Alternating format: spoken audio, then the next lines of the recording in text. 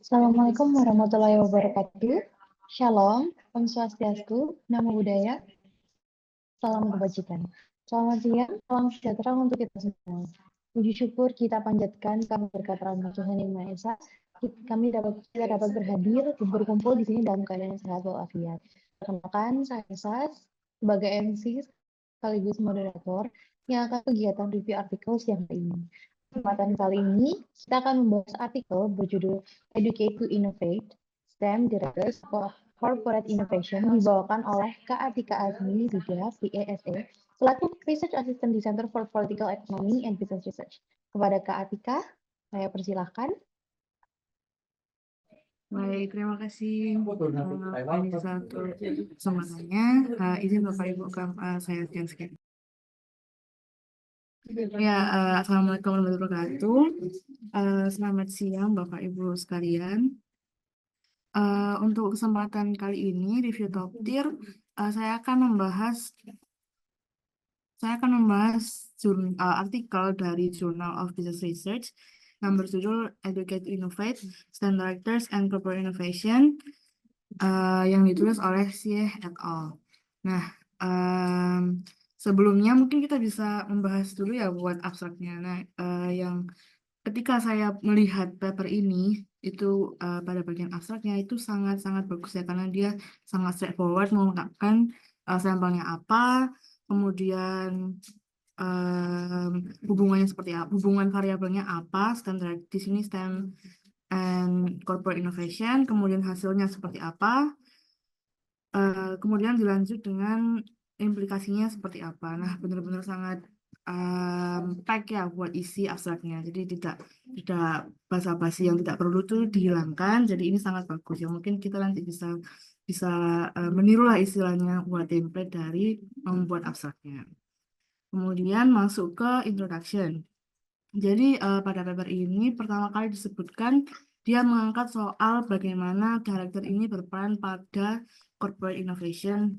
Nah, di sini dia membahas sedikit mengenai beberapa prior research yang pernah dilakukan terkait dengan directors terhadap corporate innovation seperti independence director, social connection, diversity, and cultural background diversity dari si director adalah corporate innovation. Nah, di sini sebenarnya paper ini tuh mengembangkan paper dari Lee and He pada tahun 2021 yang menunjukkan bahwa director cognitive diversity itu memiliki hubungan yang positif terhadap corporate innovation activity. Jadi mereka secara spesifik langsung mengungkapkan bahwa kita itu mengembangkan penelitian dari si Lee and He ini.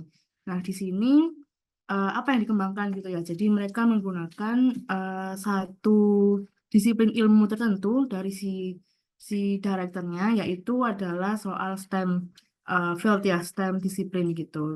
Kenapa gitu disebutkan di sini bahwa lulusan dari disiplin ilmu STEM ini mereka punya kreativitas tentang teknologi dan inovasi yang lebih gitu ya, dan itu sangat bermanfaat untuk long term economic growth.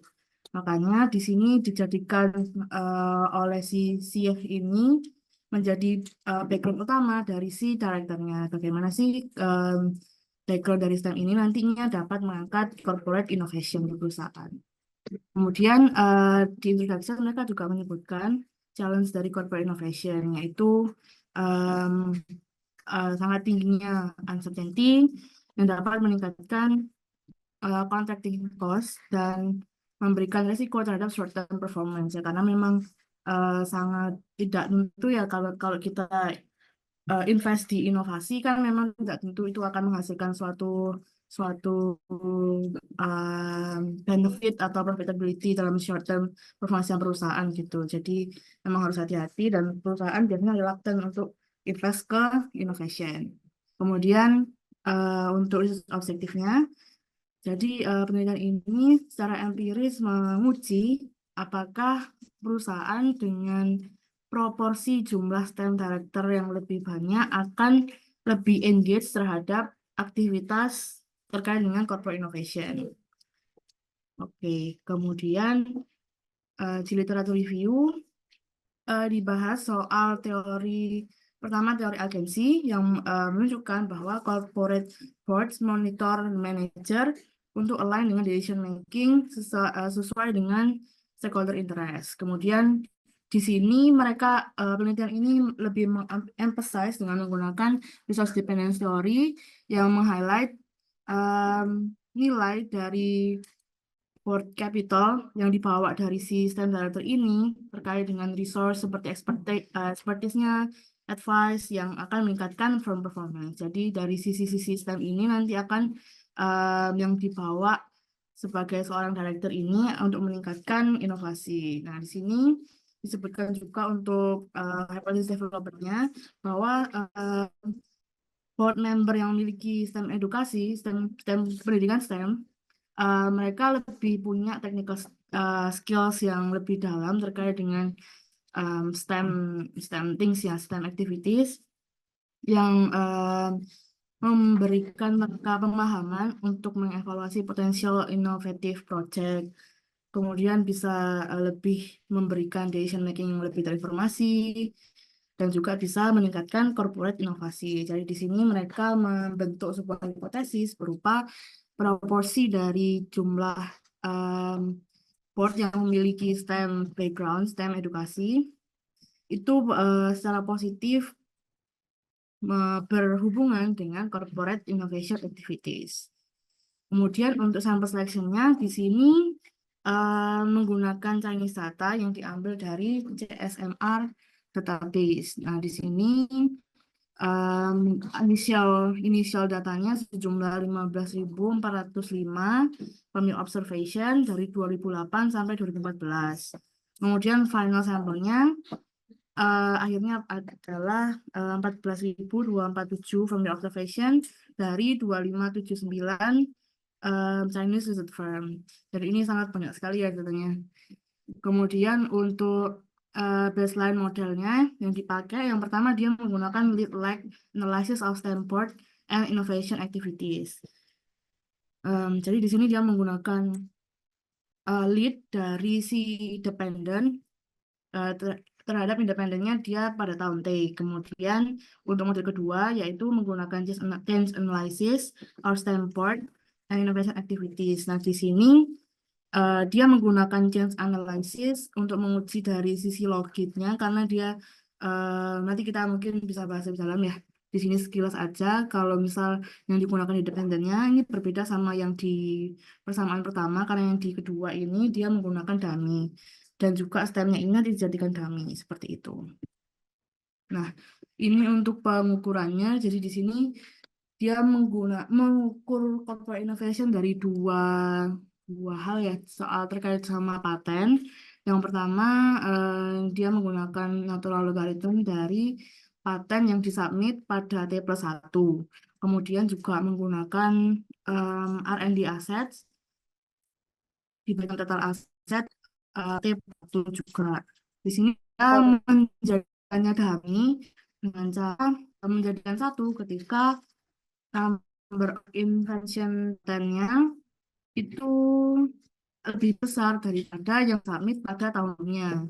Itu juga sama R&D asetnya. Jadi yang R&D aset pada misalnya ketika aset pada tahun depannya itu lebih dari tahun sebelumnya. Kemudian untuk STEM-nya juga membagi dari dua pengukuran. Yang pertama STEM vector, jadi rasio jumlah karakter yang dia major di STEM dibagi dengan total board of director-nya. Kemudian STEM sama dengan salah paling tidak satu board of director university major in STEM. Kemudian ini menjadi dummy ya INC sama kayak yang di jadi di dummy yang satu ketika jumlahnya member itu meningkat dibandingkan dengan tahun sebelumnya. Kemudian berikut kontrol-kontrol variabel yang kan pada penelitian ini. Oke, kemudian masuk ke deskriptif statistik. Yang pertama soal statistik. Nah ini kan tahun 2008 sampai 2014 dia lihat bagaimana persebaran dari si variabel independen dengan variabel dependennya. Di sini kan dibagi dua, inflation-nya, yaitu average inflation sama average di assets.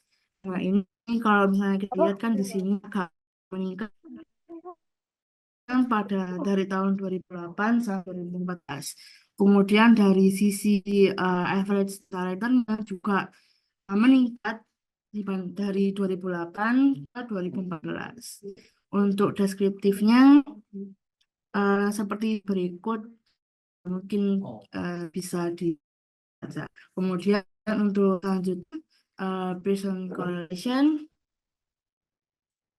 di sini kita bisa lihat ya hubungannya antara si emission dengan stat itu semua positif.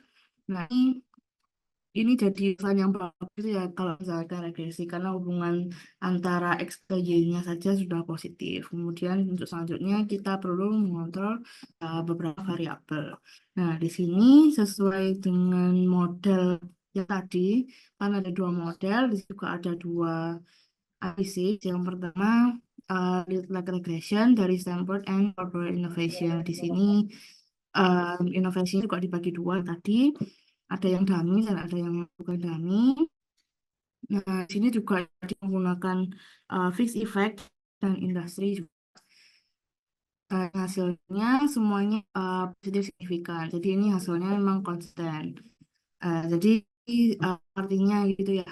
Jadi STEM director itu cenderung untuk punya pengetahuan yang cukup pada STEM major untuk lebih meningkatkan inovasi dari perusahaan. Kemudian untuk selanjutnya di yang kedua yaitu Change Analysis of STEM Board and Corporate Innovation. Nah, di sini kalau misalnya kita change analysis kan pakai si delta semua ya. Nah, ini sebetulnya positif. Jadi peningkatan jumlah dari STEM director ke board itu berasosiasi dengan firm pension pada paten dan R&D investment. Jadi ketika banyak STEM director, jumlah STEM meningkat, nanti corporate innovation akan juga meningkat. Kemudian penelitian ini juga menggunakan business test. Jadi di sini mereka menggunakan oh,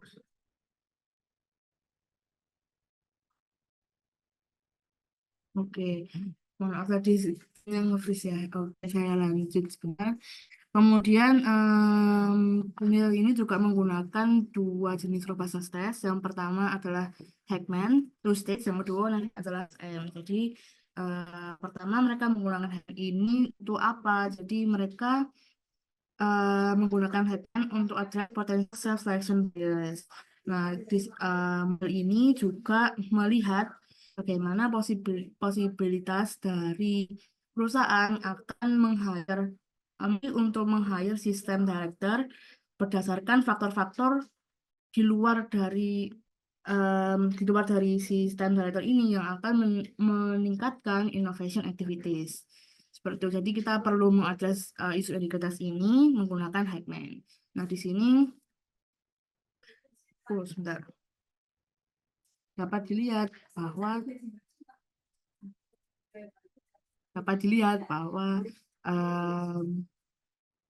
pada first regression ya, pada regresi pertama, firm di region dengan higher supply of directors itu lebih banyak untuk memiliki atau meng-hire si STEM director.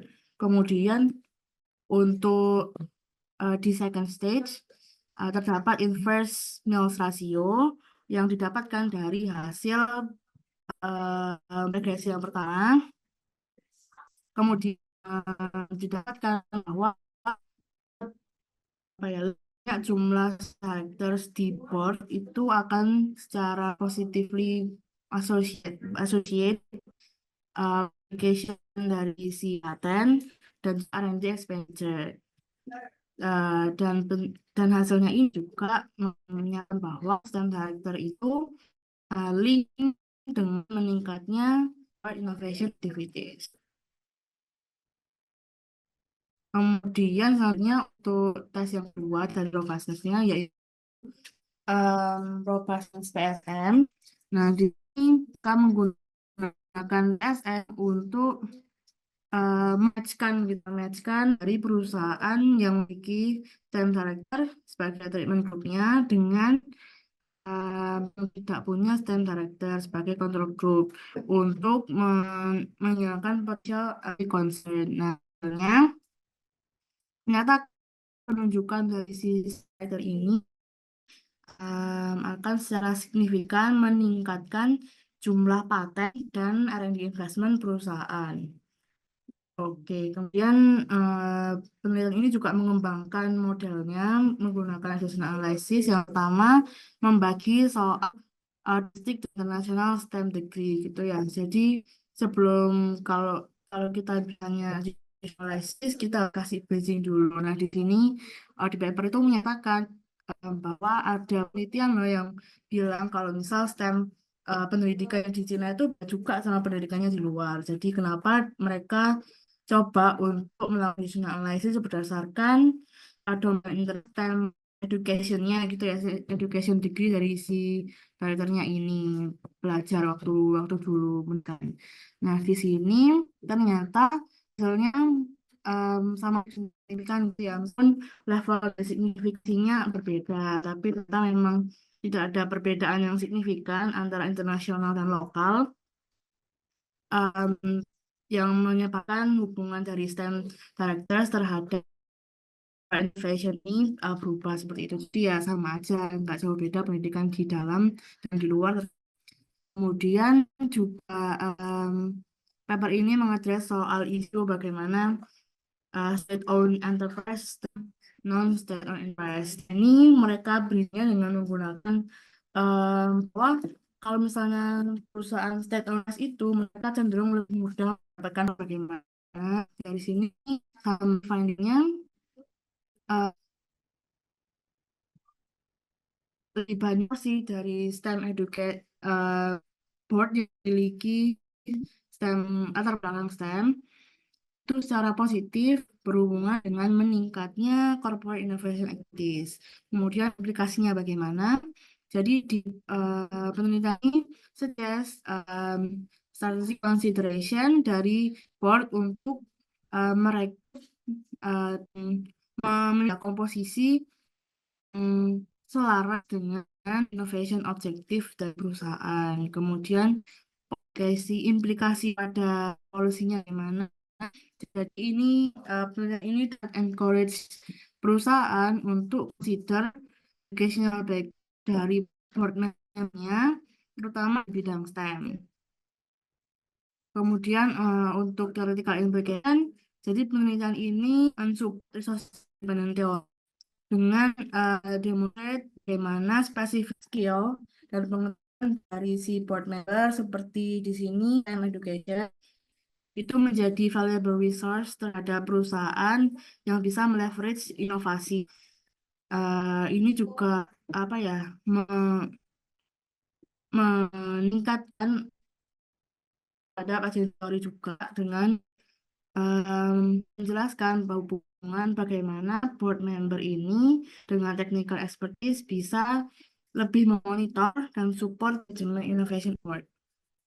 Kemudian untuk keterbatasannya, jadi reliant on specific geographical and administrative context dan potensial unobserved variable bisa menginfluence hubungan dari board composition dan juga innovation-nya. Terus saran untuk future research bagaimana? Jadi kita bisa lebih explore untuk impact dari pendidikan yang lain, pendidikan yang lain terhadap corporate innovation. Seperti itu, mungkin kurang lebihnya. Baik, terima kasih Kak Tika atas pemaparannya. Jika Bapak dan Ibu ada yang ingin ditanyakan, boleh langsung melalui chat atau bisa raise hand, kemudian bisa on mic. Selamat siang Mbak Anissa dan Kak Tika, mohon izin bertanya. Perkenalkan, Mas, saya Mifalza Rosida. Saya izin apa ya Mbak Tika yang bertanya terkait dengan STEM tadi, bahwasanya yang sudah dijelaskan kalau misalnya perusahaan dengan meng-hire ataupun dia memiliki CEO dengan memiliki background sebagai STEM gitu ya, itu dapat meningkatkan sisi finansial ya dari corporate innovation ya tadi dijelaskan. Kalau misalnya nih Mbak Tika kan tadi juga di state bahwasanya mereka itu CEO yang backgroundnya STEM itu mereka itu memiliki kreativitas ya dan kemampuan dalam hal yang berbeda dengan background yang lainnya gitu ya. Yang ingin saya tanyakan, apakah dari background STEM CEO ini apakah bisa dihubungkan dengan mungkin yang saat ini lagi hype ya itu terkait dengan ESG atau mungkin terkait dengan karbon lah. Eh, Korelasinya itu nantinya seperti apa ya Mbak Tika kalau misalnya memang eh, STEM CEO ini dihubungkan dengan ESG atau sustainability seperti itu. Oke, mungkin bisa langsung saya jawab ya, Mbak Anissa. Oke, ya terima kasih pertanyaannya, eh, Mbak Mei. Ya, jadi pertama mungkin saya klarifikasi dulu ya, ini STEM Directors yang diteliti. Cuman tadi pertanyaannya soal STEM CEO. Ya, sebenarnya tidak sama aja ya kalau misal konsep pengukurannya dipakai buat STEM CEO bisa sama aja pengukurannya, konsepnya bisa diambil, jadi kita lihat latar belakangnya, kemudian kita dalami dan sebagainya.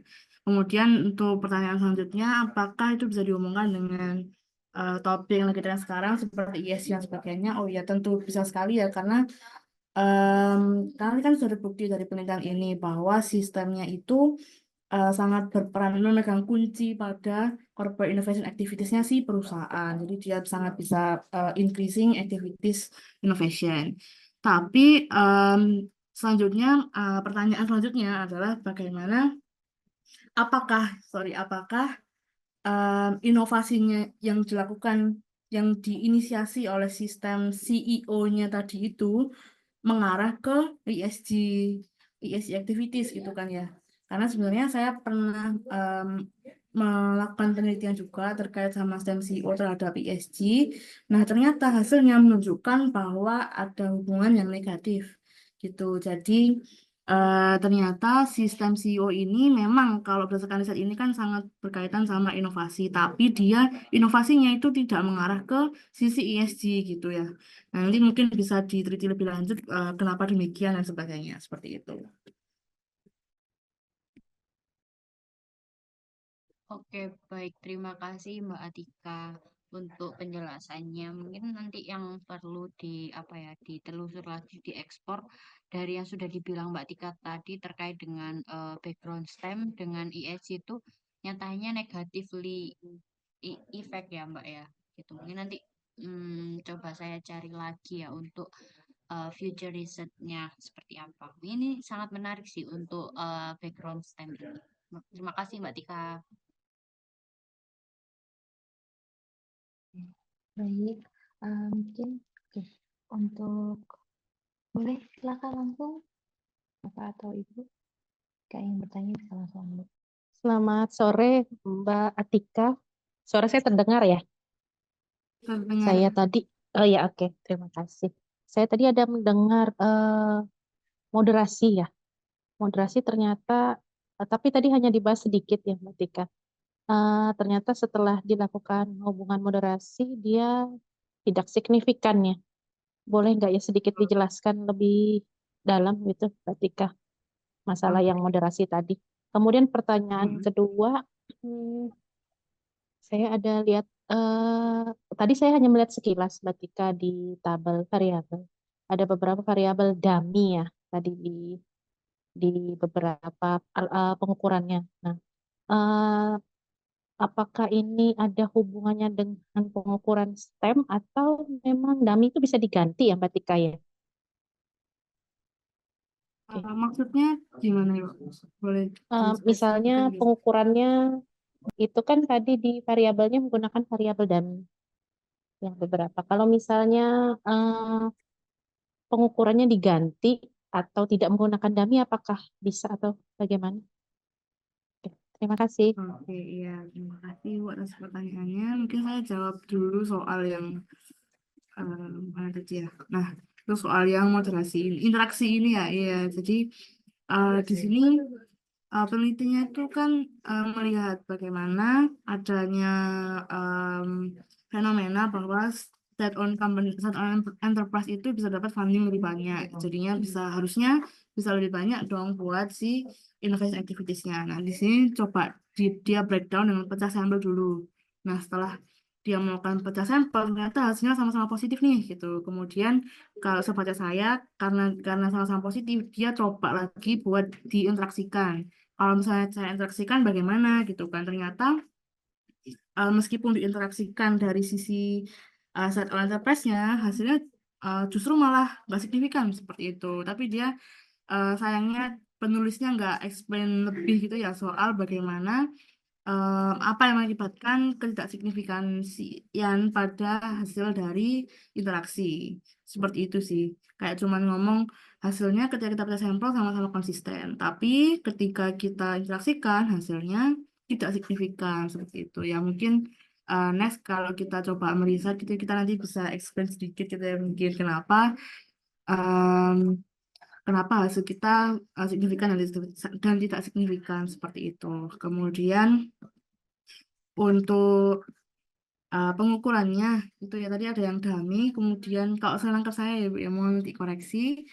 Kan ada variabel dengan pengukuran dummy. Nah, kalau misal nggak dummy itu seperti apa? Bisa nggak kalau misal diganti dan sebagainya. Nah, di sini memang em, kalau saya nangkepnya dari si paper ini, dia bikin pengukuran bahannya itu semuanya dipakai. Jadi bisa dipakai interchangeably gitu kan, karena hasilnya juga konsisten. Jadi kayak ya nanti kalau misalnya kita mau adopt pakai sisi dummy-nya aja juga ya itu oke kan seperti itu. Jadi di sini dia pakai pengukuran yang rasio, kemudian dia juga pakai buat si dummy-nya seperti itu. Kemudian justru yang menarik adalah pada si stem INC ini kalau menurut saya ya, dia dummy, tapi dummy-nya ketika dia itu lebih dari yang sebelumnya, jadi kayak dibandingkan dengan yang sebelumnya. Nah, di sini kan memang cuman risetnya hanya satu hipotesis gitu ya, jadi kayak gimana caranya satu hipotesis ini bisa dikembangkan sebanyak-banyaknya seperti itu. Nah, di sini penulisnya punya ide yang bagus banget gitu ya, dengan membandingkan komposisi board yang punya latar belakang STEM pada tahun ini, pada tahun sebelumnya, pada tahun ini dibandingkan dengan pada tahun sebelumnya seperti itu. Jadi kalau misalnya dalam konteks director ini bagus banget buat diteliti seperti itu sih, Bu. Baik, terima kasih Mbak Tika.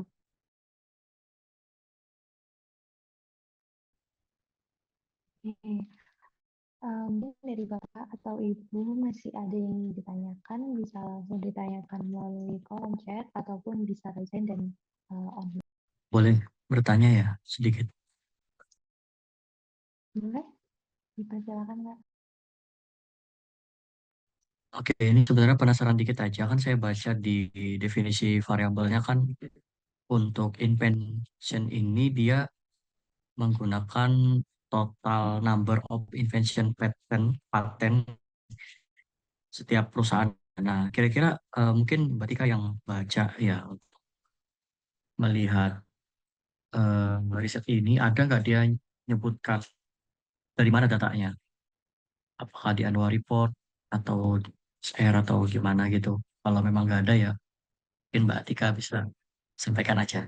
Terima kasih. Ya, terima kasih untuk pertanyaannya Mas Nuri. Iya,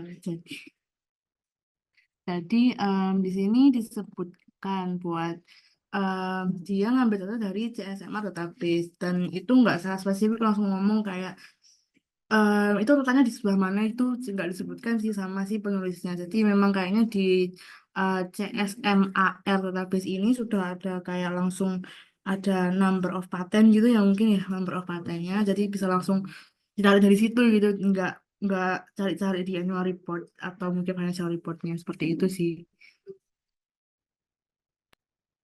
Oh, oke oke. Jadi, oh iya, saya baru baru sadar ya. China Stock Market Accounting Research CSMAR database ya.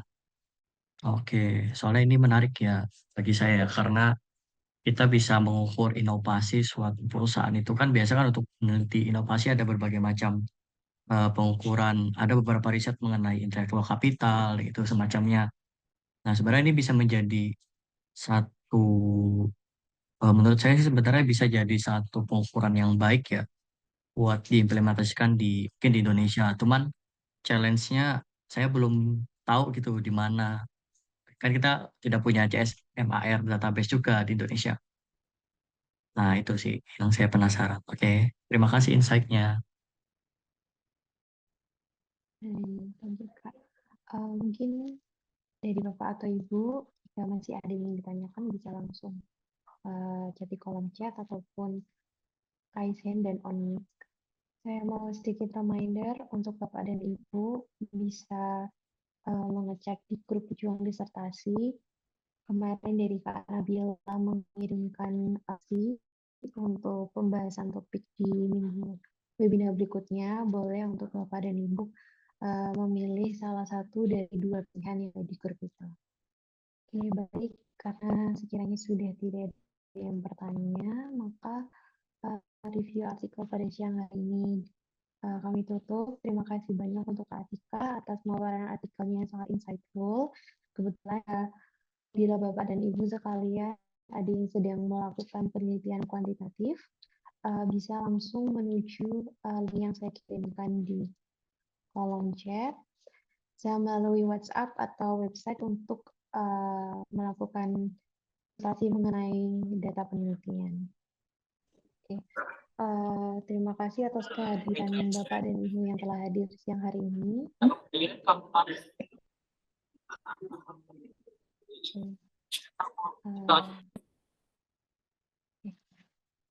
Terima kasih untuk Bapak dan Ibu yang telah hadir siang hari ini. Tidak terasa kita sudah sampai di penghujung acara.